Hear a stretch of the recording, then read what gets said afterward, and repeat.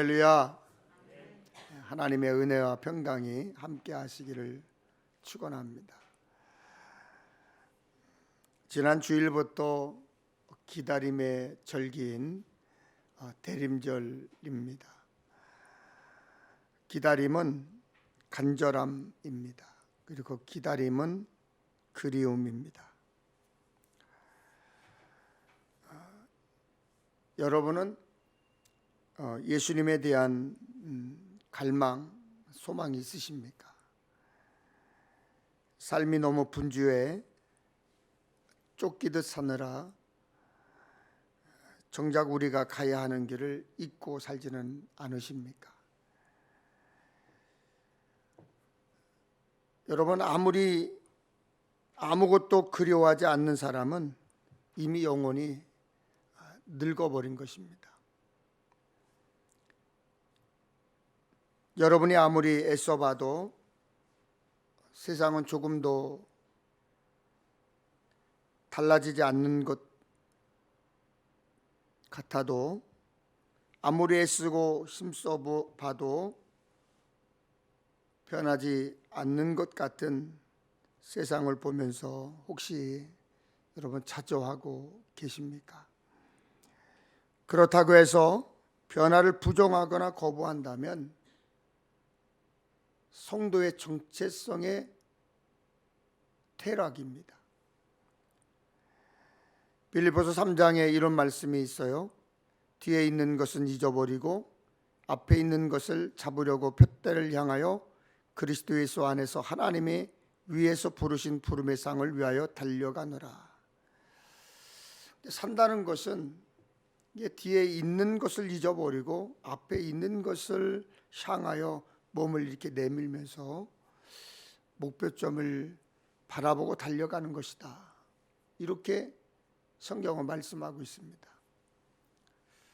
우리의 궁극적 목표는 천국에 도달하는 것이지만 거기에 도달하려면 무수히 많은 작은 봉우리들을 넘어야 돼요.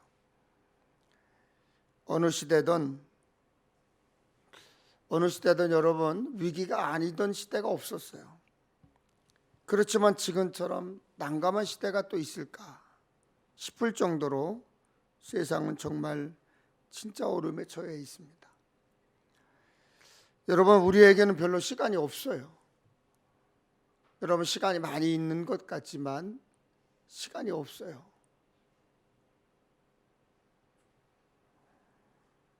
지금 여러분, 지금 우리 삶을 전환해야 할 때입니다. 여러분이 지금 나는 시간이 넉넉해 라고 생각하실지 모르지만 시간이 넉넉한 사람은 아무도 없습니다. 저는 요즘 사도 바울이 말하는 성령의 9가지 열매에 대해서 계속 묵상하고 있습니다. 나에게 필요한 열매는 무엇일까? 우리에게 필요한 열매는 무엇일까? 절제 같습니다.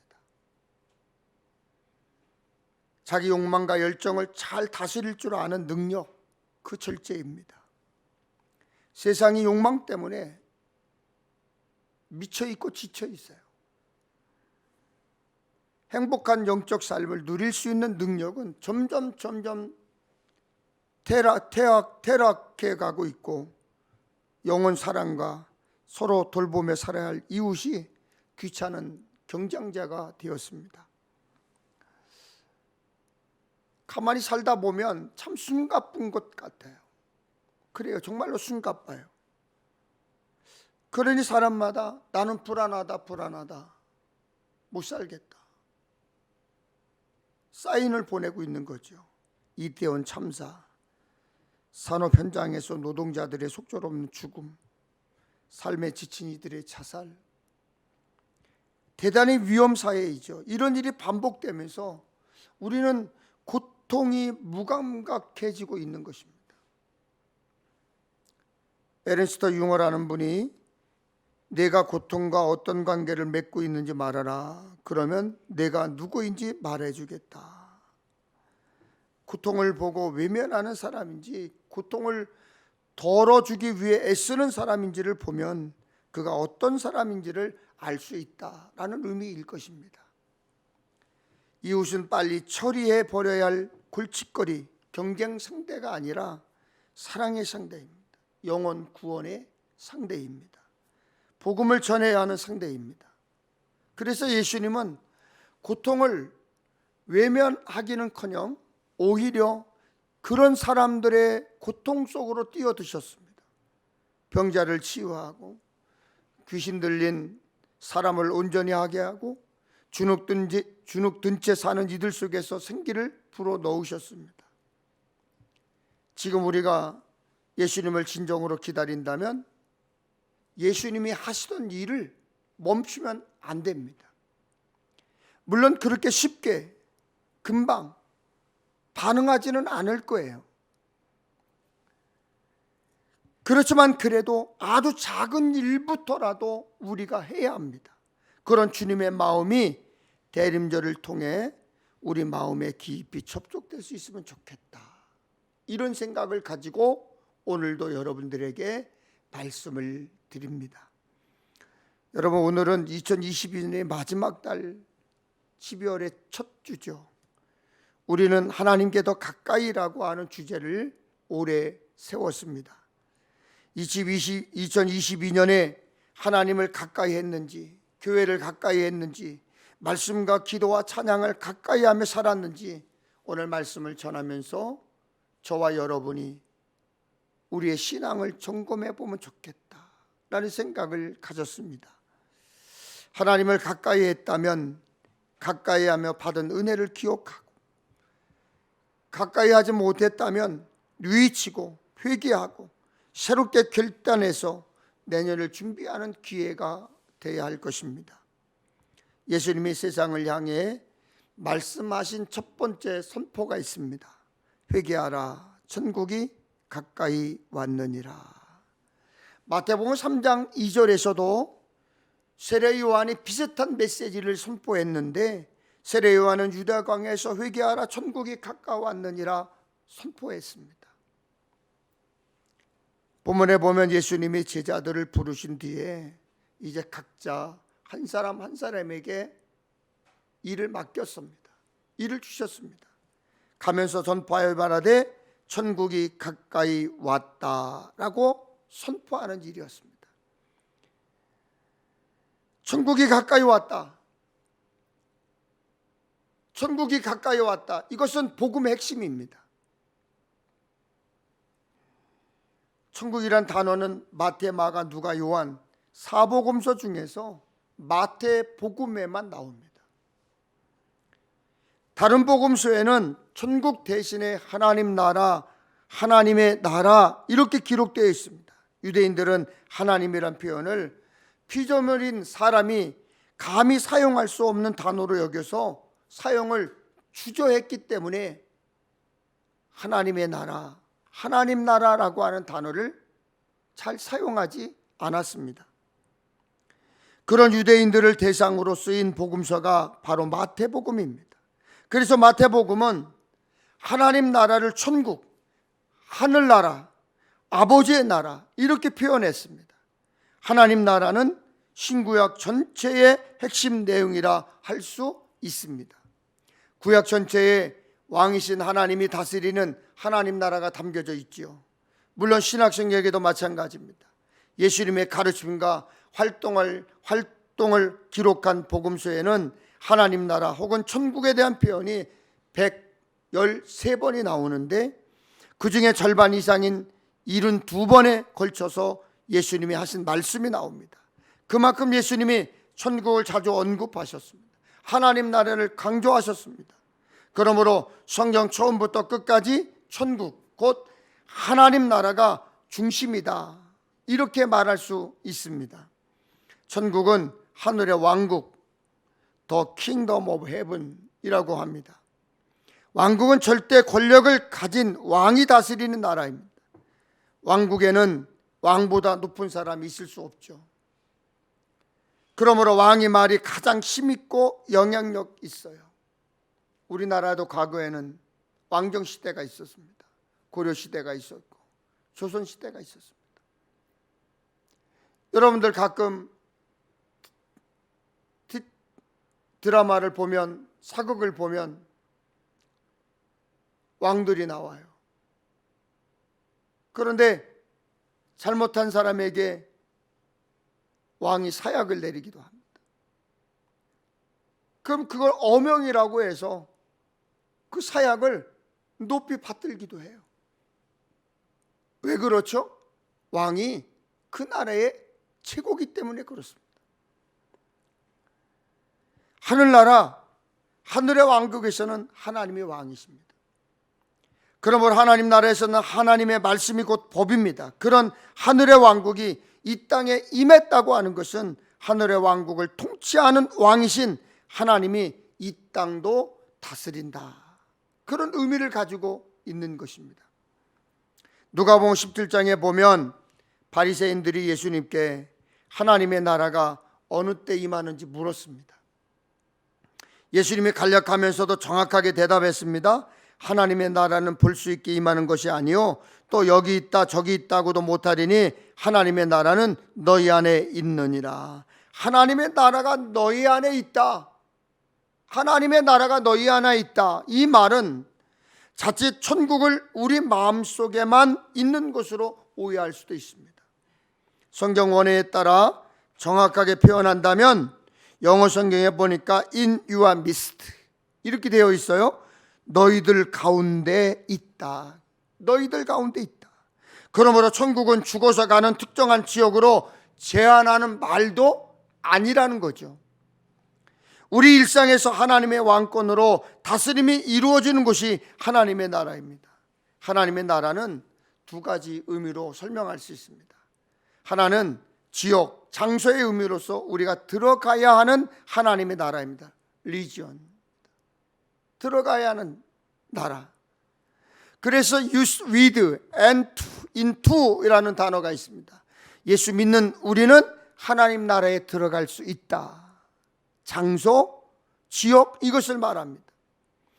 또 다른 하나는 통치권, 주권, 영향력, 지배권의 의미를 가진 이루어야 하는 하나님 나라입니다.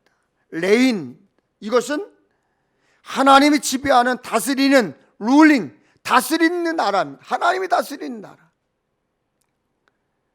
하나님의 통치가 이루어지는 것을 말합니다. 그래서 누가복음 10장 9절에 거기 있는 병자들을 고치고 또 말하기를 하나님의 나라가 너희에게 가까이 왔다 하라. 또한 누가복음 11장 20절에 그러나 내가 만일 하나님의 손을 힘입어 귀신을 쫓아낸다면 하나님의 나라가 이미 너희에게 임하였느니라. 하나님의 나라가 임하였느니라. 영어 성경을 살펴보니까 has come then healing. 병의 지배를 받던 육체에 하나님의 통치가 이루어지고 귀신이 지배하던 곳에 하나님의 다스림이 임하니까 여러분 어떻게 됩니까? 귀신이 쫓겨나고 질병이 치료되는 역사가 일어난다는 거예요. 이게 하나님의 나라라는 거예요. 여러분, 여러분의 마음을 지금 누가 다스리시나요? 누구의 움직이나요? 누구의 뜻에 따라 기분이 좋아지기도 하고 나빠지기도 합니까? 때론 기분 좋게도 하고 나빠지게도 하는 여러분의 마음을 누가 지배하고 있습니까? 하나님의 말씀이 다스리고 통치하고 있다면 여러분의 마음은 하나님의 나라, 하나님이 통치하는 것입니다. 그런데 여러분의 마음을 돈이 다스린다면 여러분의 마음은 돈이 나라예요. 여러분의 마음을 자식이 이리왈 저리왈 한다면 자식이 여러분을 주인 삼은 거예요. 여러분의 집은 누가 다스립니까? 고집세고 성격 급한 남편의 나라입니까? 아니면 돈줄진 아내의 나라입니까? 누구 말에 의해서 집이 이리저리 처리됩니까? 하나님의 말씀, 하나님의 다스림을 받는 집은 하나님의 통치를 받는 하나님의 나라입니다. 여러분 여권 있으시죠?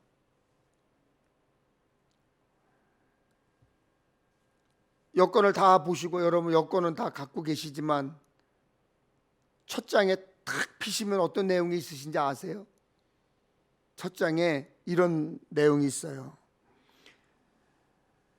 이 여건을 소지한 대한민국 국민이 아무 지장 없이 통행할 수 있도록 하여 주시고 필요한 모든 편의와 보호를 베풀어 주실 것을 관계자 여러분께 요청합니다. 대한민국 외교부 장관.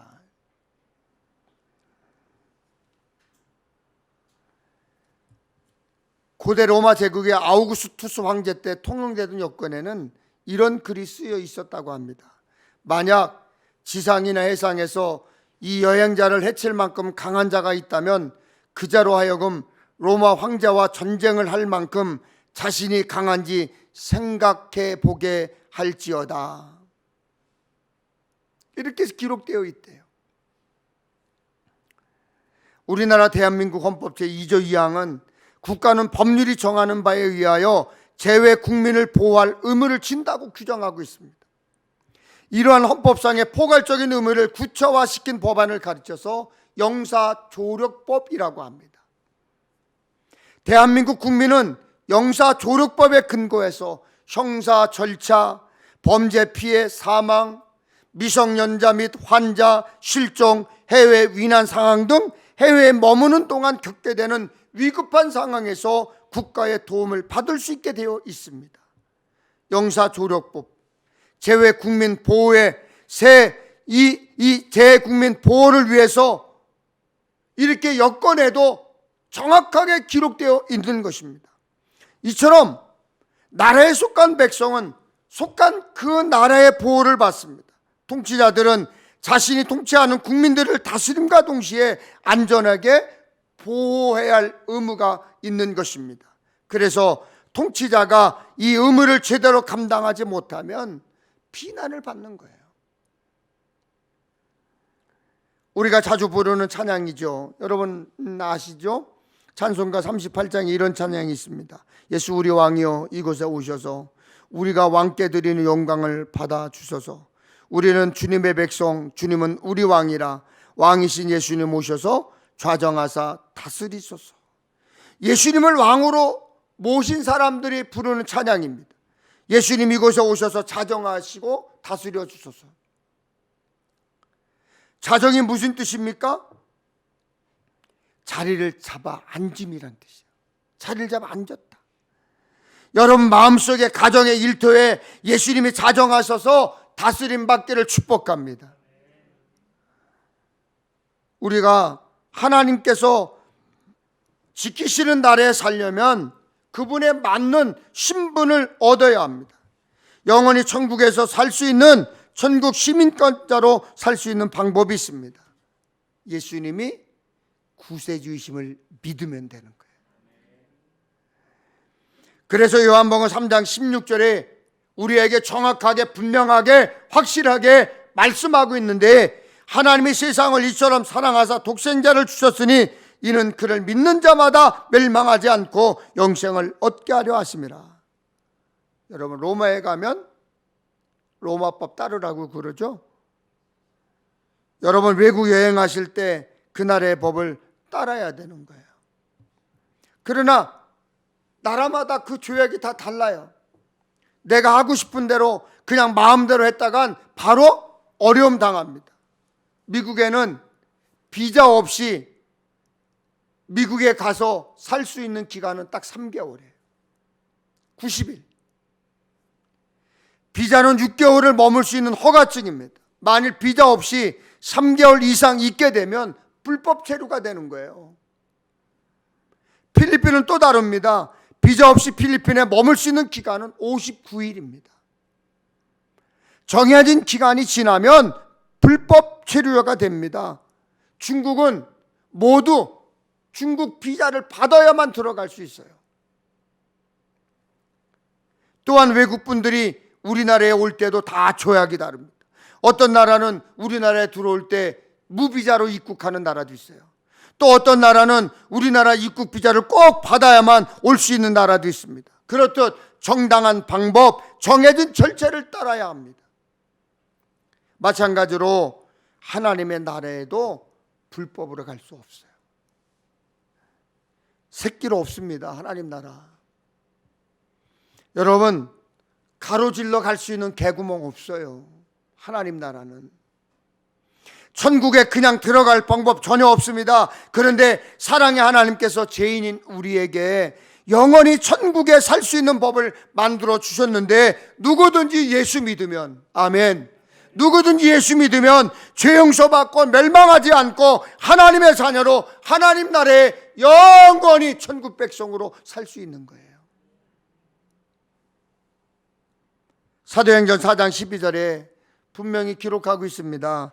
다른 이로서는 구원을 받을 수 없나니 천하 사람 중에 구원을 받을 만한 다른 이름을 우리에게 주신 일이 없습니다. 쉽게 번역된 메시지 성경을 보니까 이렇게 번역되어 있습니다. 구원받을 다른 길은 없습니다. 오직 예수의 이름 외에는 구원받을 수 있는 다른 이름을 우리에게 주신 적이 없고 앞으로도 없을 것입니다. 앞으로도 없을 것입니다. 종교다원주의자들은 그럽니다. 아무 종교나 믿으면 된다. 그러면 구원받을 수 있다. 그러면서 그 사람들이 주장하는 논리는 그거예요. 산 정상을 오르는 길은 여럿이 있는데, 산 정상에 오르는 길이 여러 갈래가 있는데 어디로 오르든 정상은 같다고 주장합니다. 아닙니다. 분명히 말씀드리지만 아닙니다. 여러분, 구원은 예수 그리스도를 믿어야만 구원받을 수 있습니다. 그런 주장은 성경을 부정하는 가짜입니다. 이단입니다. 사탄입니다. 길이요 진리요 생명이신 예수님을 구주로 믿어야 합니다. 그 믿음 없으면 천국 갈 수 없어요. 하나님 나라 갈 수 없어요. 왜 그렇습니까? 하나님은 구원받을 다른 이름을 주신 일이 없기 때문입니다. 여러분, 예수 믿어야 멸망치 않고 구원받는다는 이 진리를 가슴에 품고 한 해 동안 잘 지키셨습니까? 혹은 흔들린 적은 없으십니까?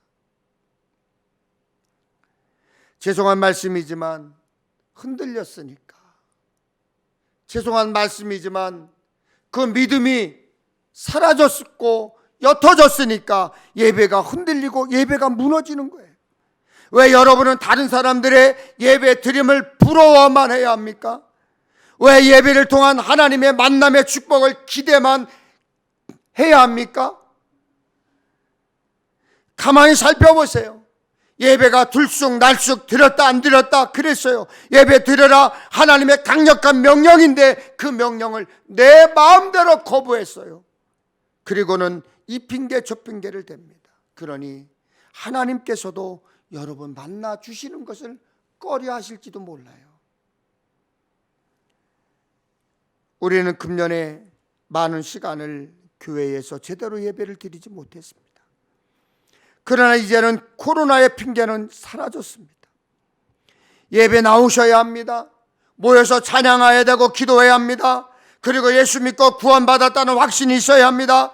나는 예수 믿는 사람입니다. 나는 예수 믿는 사람입니다. 나는 그리스도인입니다라고 만방에 여러분 선포해야 합니다. 의심하지 말아야 돼요. 그러므로 마음으로 믿는 것은 물론이고 입술로 고백해야 합니다. 드러내야 합니다. 표현해야 합니다. 그래서 우리는 이제 우리의 예배를 제대로 돌려놓기를 원합니다. 이제는 여러분 2023년도에 모든 예배가 회복될 것입니다. 속회도 회복될 것입니다. 오후 예배도 회복될 것입니다. 다 여러분 회복될 것입니다. 예수님은 제자들에게 명하셨습니다. 병든 자를 고치며 죽은 자를 살리며 나병한 자를 깨끗하게 하며 귀신을 쫓아내되 너희가 거저받았으니 거저주라. 병든 자를 고치고 죽은 자를 살리며 귀신을 쫓아내는 일은 예수님이 하셨던 사역입니다. 그런데 제자들에게도 그 일을 맡기셨어요. 어떻게 제자들이 할 수 있었습니까? 예수님의 권능을, 권세를, 권위를, 예수님의 파워를 주셨기 때문입니다. 본문의 앞부분에 있는 마태복음 10장 1절에 예수께서 그의 12 제자를 부르사 더러운 귀신을 쫓아내며 모든 병과 모든 약한 것을 고치는 권능을 주시니라. 예수님은 제자들에게 권능, 능력, 할 수 있는 힘을 주셨다고 했습니다. 이유는 천국이 가까이 왔음을 전하게 하기 위해서였습니다. 구약에서 권능은 하나님의 자기 백성을 구원하실 때 주인 사인이었습니다. 여러분, 사인은 서명이라는 뜻도 있지만 기호, 신호, 표지, 표시, 징조, 기적, 그런 뜻도 있습니다. 그래서 출애굽기 4장 17절에 모세를 이스라엘 백성들에게 보내실 때 하나님은 권능의 사인으로 지팡이를 주셨습니다. 사사들에게 권능의 사인을 주셨습니다. 삼손에게는 긴 머리카락을 통한 엄청난 힘을 사인으로 주셨습니다. 선지자들에게도 말씀과 능력으로 여러 가지 사인을 나타나게 하셨습니다. 신약에서도 성령께서 임하실 때 수많은 은사와 사인들이 있었습니다. 그 사인들로 믿는 이들에게는 구원의 확신을 주셨고, 믿지 않는 이들에게는 예수님이 참 구세주이심을 확실하게 보여주셨습니다. 제가 어렸을 때 병원이 많지 않았습니다. 여러분도 뭐 그런 경험 있으시겠지만, 지금은 동네에서 조금만 나가면 병원들이 다 있잖아요. 종류마다 다 있잖아요. 종류마다. 내과, 외과, 소아과, 이비인후과, 안과, 피부과, 없는 병원이 없잖아요. 근데 제가 어렸을 때는 저희 동네에 병원이 딱 하나 있었어요.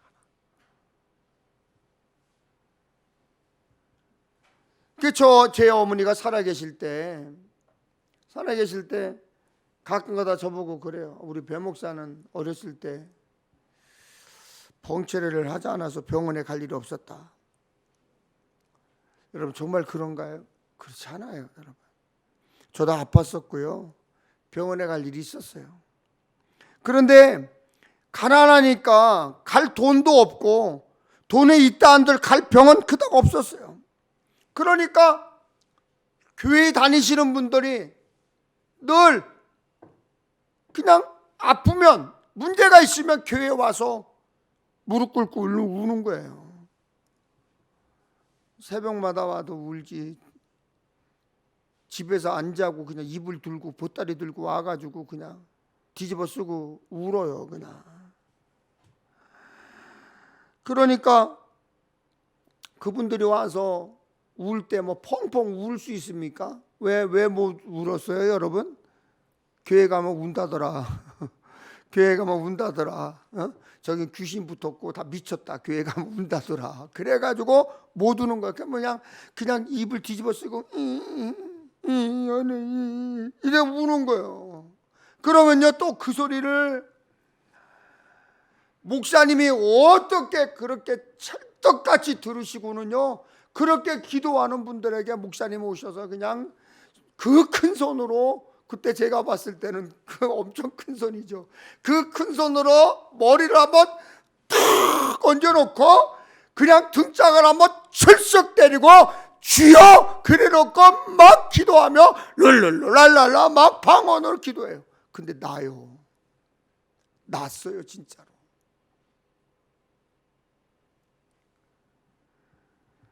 희한하죠. 병이 낫는 거예요. 암덩어리가 녹아지고 안진뱅이가 일어나고 말 못하는 분이 말하고 안 못 보는 분이 눈 앞을 보고 걷고 뛰고, 그런 기적을 저는 눈으로 직접 봤어요. 그런 하나님의 이적과 표적을 제가 직접 체험하고 봤어요. 그런데 지금은 그런 표적과 기적의 역사가 잘 일어나지 않아요. 여러분, 아파서 기도합니다. 그런데도 잘 낫지 않아요. 왜요? 왜 그렇지요? 예전에는 그런 기적과 표적과 이사가 많았는데 조금만 가면 병원이 있고 큰 병원이 있으니까 믿음이 옅어진 거예요. 믿음이 약해진 거예요. 간절함이 사라진 거예요.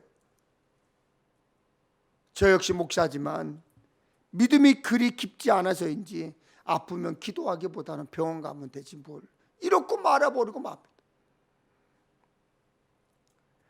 어머니께서 생전에 계실 때 어느 날 이제 가정 예배를 드릴 때 제가 머리가 너무 아픈 거예요.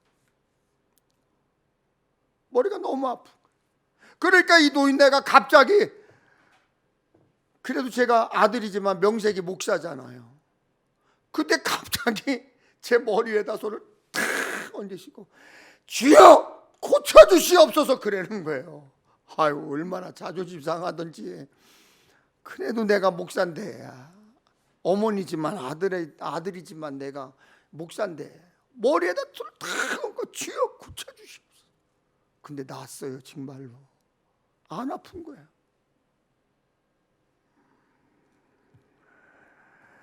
제 큰아들이 병치레가 좀 많았어요. 여러분 아시는지 모르지만 우리 배명 목사가 어렸을 때 병치레가 참 많았어요. 병원을 그냥 수시로 밥 먹듯 다녔어요. 병원에. 어느 날 배가 너무 아프다. 너무 아프다.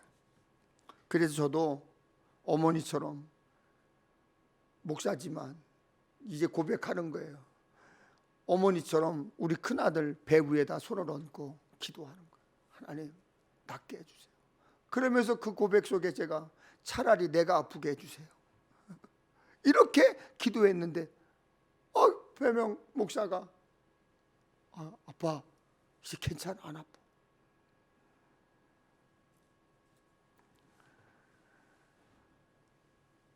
극동방송 치유의 기도팀과 함께 집회할 때였습니다.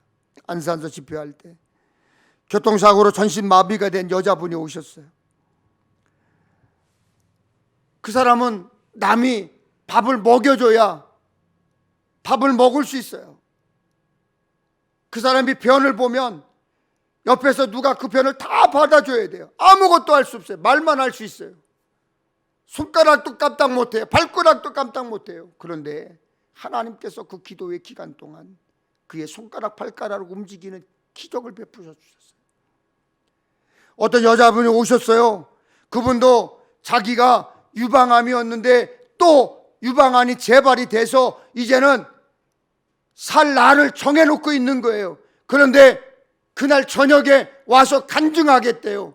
자기가 기도하는 그 시간에 기도하고 집에 돌아갔더니 뉴질랜드에 사는 친정엄마가 전화 왔는데 그분은 몇 년 동안 일어나지 못하고 안진뱅이로 살았는데 그 시간에 일어났다는 거예요. 일어났다는 거예요. 그런 기적이 일어났어요. 간증이 있었어요. 여러분, 그렇다고 해서 목사가 안수 기도만 하면 병이 무조건 낫고 모든 문제가 해결되는 것은 아니었습니다. 하나님께서는 하나님의 때에 하나님의 방법으로 하나님의 뜻을 이루시는 것입니다. 코로나로 얼마나 힘들었어요. 여러분 정말로 코로나로 힘들었잖아요. 어제도 우리 지방에 어떤 교역자가 전화가 왔어요. 목회자가 전화가 와서 목사님 기도해 주세요. 감사님. 왜요?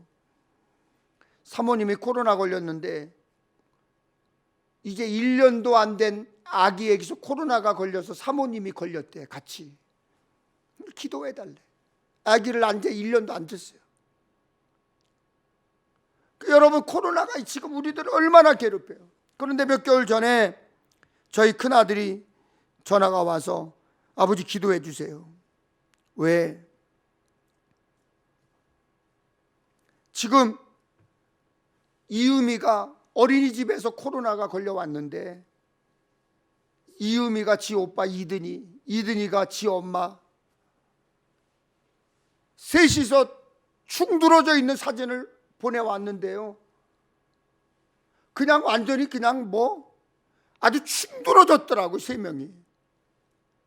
그러니까 그 다음 날은 주일이니까 배명 목사는 1층에 내려오지도 못하고 2층에서 혼자 격리돼서 설교 준비하고 있는 건데 아버지 큰일 났다고 기도해달라.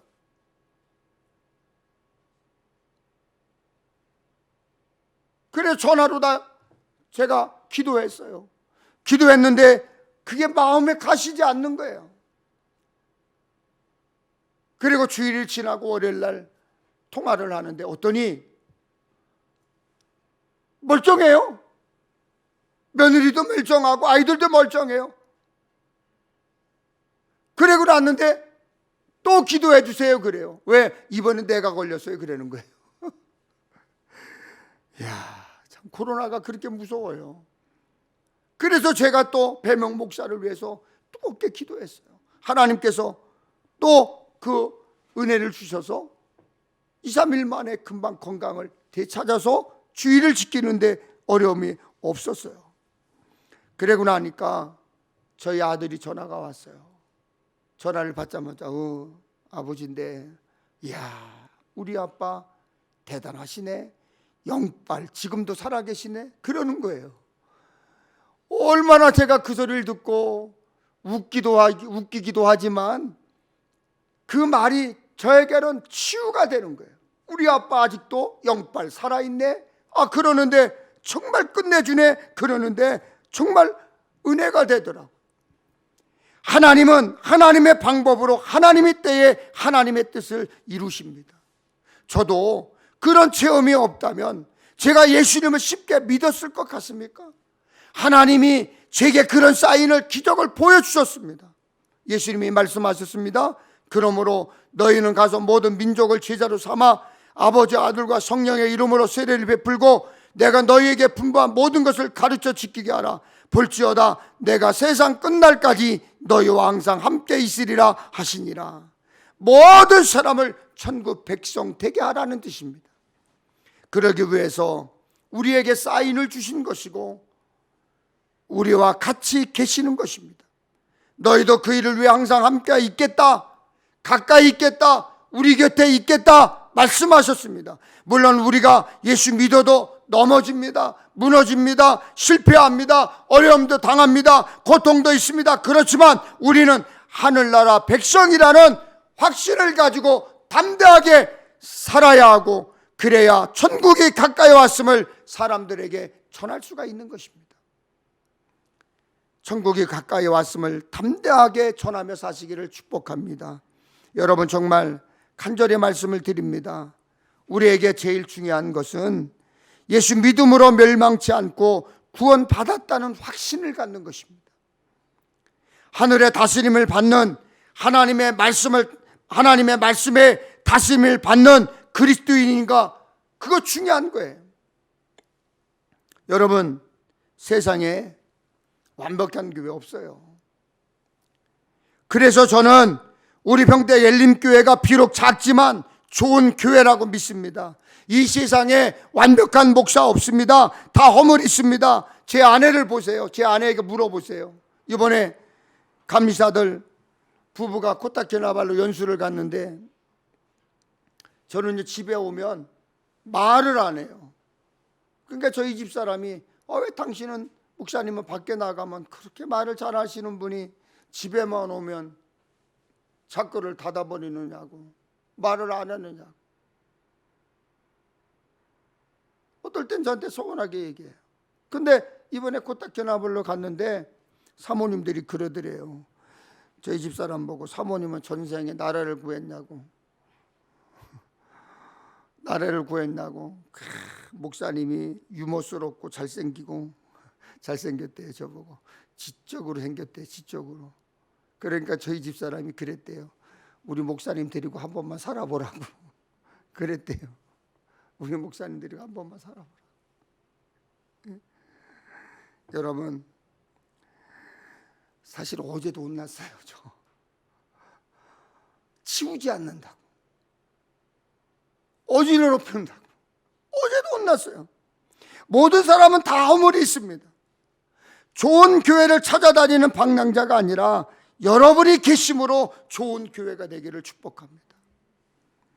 여러분이 좋은 평택 엘림교회를 만들어가는 사명자가 되시길 바랍니다. 그건 여러분에게 맡겨준 특별한 사명이고 사역입니다. 이제 2022년 남은 날들 우리 모두 하나님 나라에 들어갈 백성이니 하나님의 통치를 받는 사람으로 당당하게 부끄러움 없이 여러분 살아야 되지 않겠습니까? 그 일에, 그런 삶에 모두 주인공 되시기를 주님의 이름으로 축원합니다.